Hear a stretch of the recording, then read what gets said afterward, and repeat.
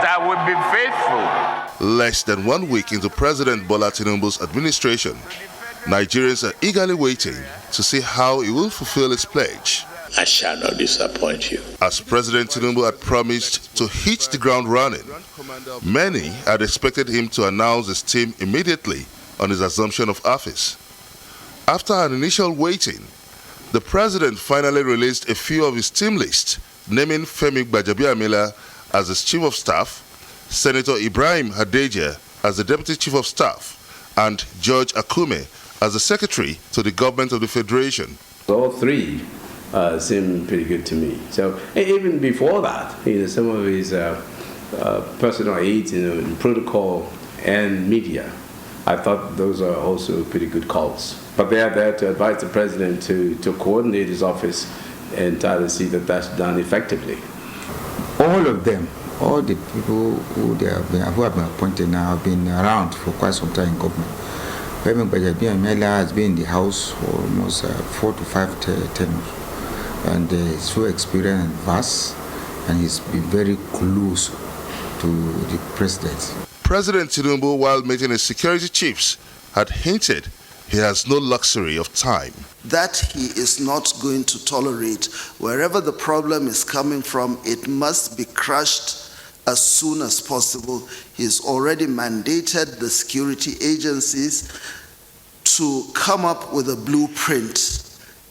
As far as he knows, as far as he's concerned, he doesn't have the luxury of time. Has President Tinubu shown enough haste and efficiency, judging by his first steps in office?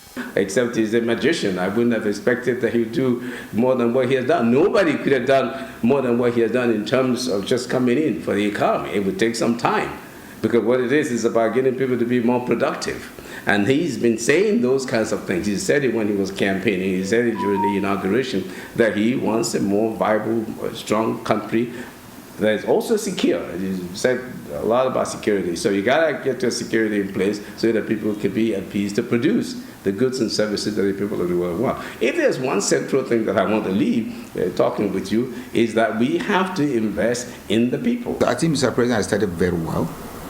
He's just like he has lived his name, the Lion of Babylon. So many governments or so many presidents could not touch the fuel subsidy with a long spoon. And he took it head on. And I believe that's the right thing to do, because you hit the iron when it's red hot. What are the qualities that President Tinubu needs in his team? Key among these in the task ahead are reducing the cost of governance, beefing up security, and revamping the economy. What will have to be done is to focus on human capital development. But that's going to take some time, and Nigerians have to understand that. And that's why the president has to be a good storyteller. He's got to get a team that can tell the story, that can show empathy, that can work with Nigerians to say that we're in this together. People, because when people understand what's going on, then they tend to want to work with you. Analysts say to succeed in meeting expectations, President Bola Tinubu would need round pegs in round holes. Benga Ashuru, Arise News.